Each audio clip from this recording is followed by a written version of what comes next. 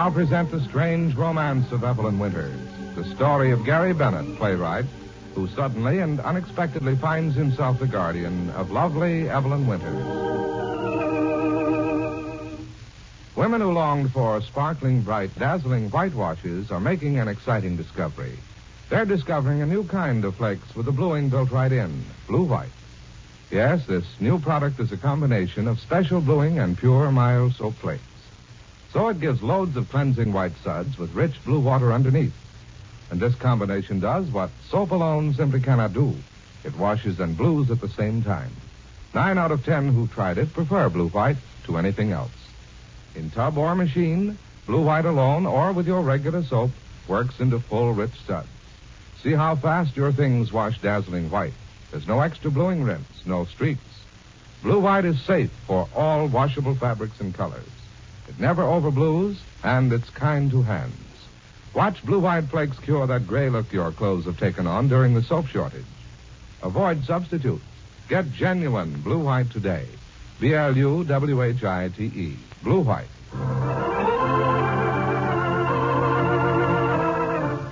Now, the strange romance of Evelyn Winters. The story in which Evelyn is secretly in love with her guardian, Gary Bennett. And Gary finds himself in love with Evelyn, but believes he's too old for her. Do you think 15 years too great a difference for marriage? At the airport, the young American actor Pierce Field stands with a transatlantic plane as his background, while a press photographer takes pictures. Each time the photographer asks in his happy-go-lucky way that Pierce concentrate and look into the camera. Now Pierce goes back to Betty Lou Hammond and young Lisbeth Hammond, who are seeing him off for London. Lisbeth is caught by the excitement of the airport. But Betty Lou, the young widow who met Pierce through Evelyn Winters and Evelyn's guardian, Gary Bennett, feels a personal loss at saying goodbye to Pierce, who has befriended her family in so many ways. And she knows these last minutes are not happy ones for him. Once again, he glances at his watch. Pierce, it's almost time. Yes, Betty Lou. Oh, Pierce, I'm so glad you let the man take your picture. Well, if it made you happy, Elizabeth, it's okay. But you said there wouldn't be any reporters or photographers. Well, there weren't supposed to be. But how did they find out you were leaving now? Well, I gave it away. How, Pierce? Oh, when I phoned Evelyn's and left the message for her to call here. And then I asked them at the office to get the message to me right away if she called. I guess someone tipped off one of the papers. Well, they had time to drive way out here. So would Evelyn. But she doesn't know I'm leaving today, Betty Lou. That number won't mean anything to her until she phones. Pierce, I think it will. She'll know it isn't your number, and she may even know it's the airport. She'd get a cab and come right out. Oh, Pierce, you will write and tell me what you have to eat on the plane, will you? Oh, sure, Elizabeth. All about it. Pierce. Yes? Why didn't you tell Evelyn in plenty of time that you're leaving now? Betty Lou, you know why. Oh, look at the pilot. Isn't his uniform darling? Yes, Elizabeth. Just darling. Isn't it, Pierce? Yes, darling Lisbeth. His uniform is just darling. Pierce, if only you'd stopped at Evelyn's house for a minute or two. Well, Betty Lou, I wanted to. That's why I left in such good time. But then I thought, well, why go through that again? But well, now that I'm here, I want to see her. I wish I hadn't decided to go to London. You don't mean that, Pierce. It'll be very good for you. Oh, everybody will be crazy about you, Pierce. Just the way they are here. Elizabeth, that ought to help a lot. Oh, there's a beautiful big plane taking off over there. Mm-hmm. Oh, aren't they wonderful to watch? Well, it won't be long now. Oh, golly, just look at it. Pierce, who answered the phone when you called? Evelyn's aunt. Well, maybe Evelyn wasn't at home. Oh, she'll be so sorry she's missing all this. Isn't everything exciting? You're having a great time, aren't you, Elizabeth? Except having to see you go away. I don't like that part of it. No, you're sweet. Her aunt said she was at home, though, didn't she, Pierce? Yes, Betty Lou. She said Evelyn had just gone up to the attic or the third floor on an errand and that she'd give her their message as soon as she came down. She took the number and repeated it after me and wrote it down. Well, then Evelyn got the message and didn't stop to phone.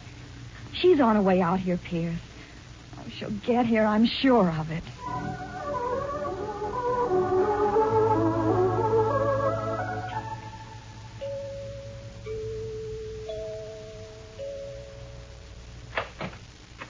Gary, I told you that you didn't need to come over. Yes, Evelyn, I know you did. When I heard that your aunt's attorney was here looking over the house, I decided to come over and see what was going on. So I'm here. Well, come on in. Thank you. I expected to. Is her attorney still here? No, Mr. Balto left. Aunt Edith is up in her room, and Maggie is in her room. What happened? Oh, there was a general blow-up of everyone in the house. Sit down and tell me what happened, Evelyn. Oh, it's too awful. No, I don't want to sit down, Gary.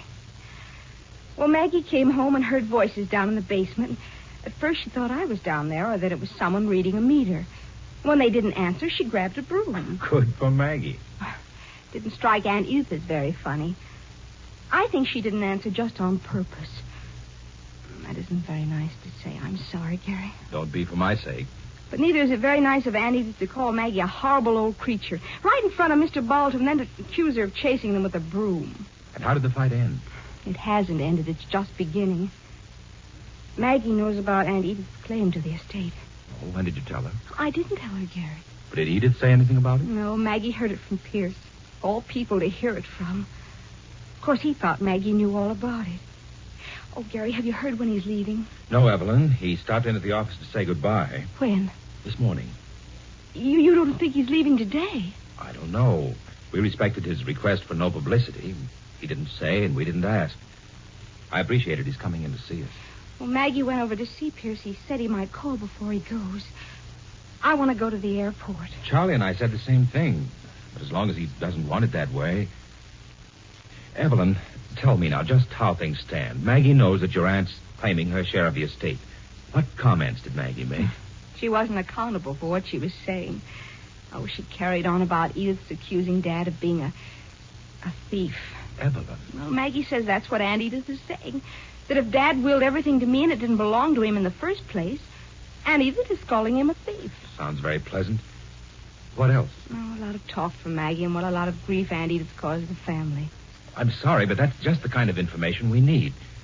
What state's Maggie in now? Oh, fit to be tied, Gary. She slammed out into the kitchen and started banging the doors and making the most unnecessary clatter. It's all quiet now? She went up to her room. Evelyn, I think I'll call Jonathan Colby. Gary, why? Because he's your attorney. He's very anxious to get some background from Maggie on what happened at the time Edith clashed with the family and left home. She claims she didn't get any settlement in place of her inheritance. Her claims are covering a lot of territory, Evelyn.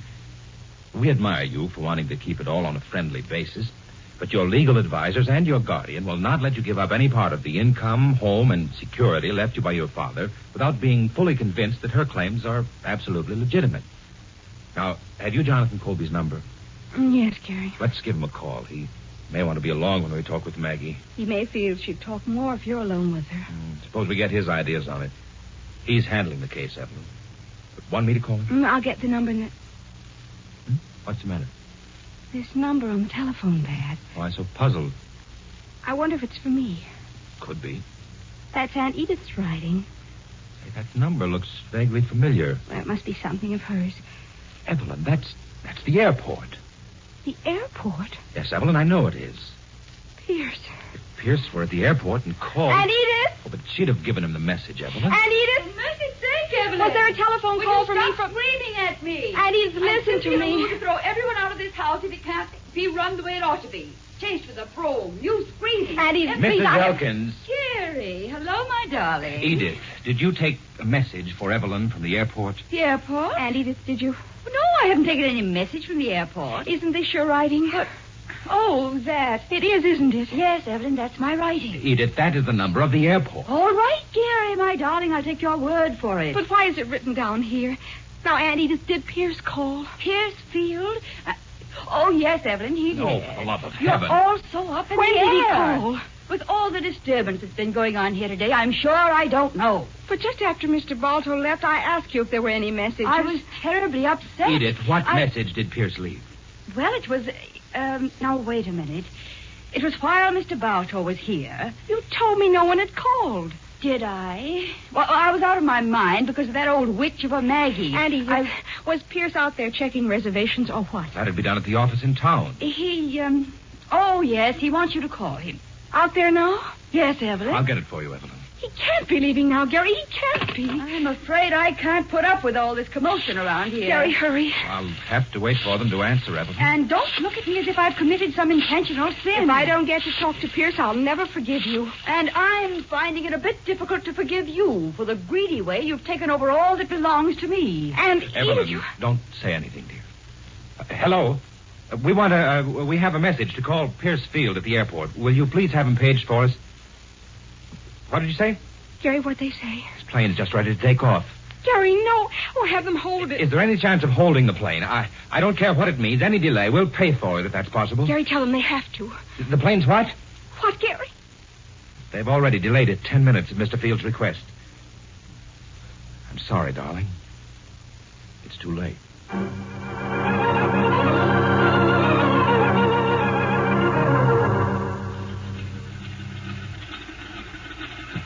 Goodbye, little darling Lisbeth. Pierce, come back soon. And a kiss for you, Betty Lou. Pierce. Take care of yourself. Is there any message for Evelyn? No message at all.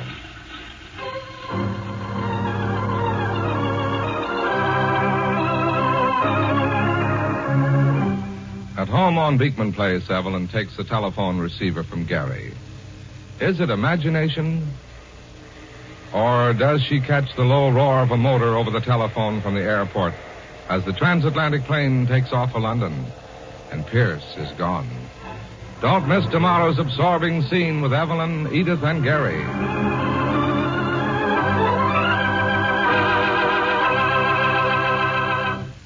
Women everywhere rave about the revolutionary new way to wash personal laundry brighter, fresher. It's with Blue White, the remarkable new blue flakes that wash and blue at the same time. This new product is a combination of special bluing with pure, mild soap flakes. It gives mounds of cleansing white suds with beautiful blue water underneath. Thus, Blue White does what soap alone cannot do. Washes and blues, yet never overblues. Blue White flakes are all you need to wash white lingerie dazzling white. Tinted things sparkling bright without bluing streaks, without that extra bluing rinse. Blue White is safe for all washable fabrics and colors. Avoid substitutes. Get genuine Blue White, BLUWHITE. You'll say it's wonderful.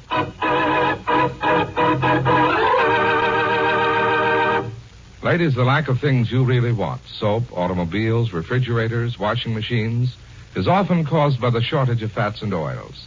You can help.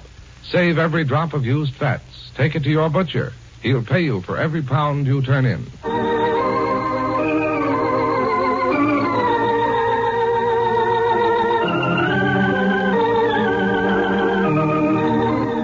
Be sure to listen tomorrow to the next chapter of The Strange Romance of Evelyn Winters. Till then, this is Larry Elliott saying goodbye for Blue White, the new revolutionary product that washes and blues at the same time.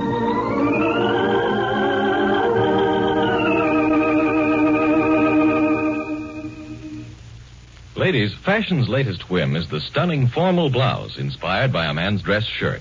This mannish tailored blouse is severe, but very flattering when it contrasts with soft, clear, smooth skin. So it's more important than ever to give your complexion beauty care with Sweetheart Soap. For pure, mild Sweetheart Soap gives up to twice as much lather as average beauty soaps. Extra lather that's wonderful for deeply cleansing, stimulating massage. And this lather has a gentle floating lift. Pictures taken through the microscope prove it. Countless bubbles work into the outer pore openings, actually lift particles of dirt off your skin. Lift off rough, dry skin flakes, too, and simply float them away. So begin Sweetheart's Extra Lather Care. Night and morning, massage your face for 1 minute with Sweetheart's Extra Lather. Rinse with warm, then cold water. This cleanses, stimulates, awakens your skin's natural radiance. Today, get Sweetheart, the soap that agrees with your skin.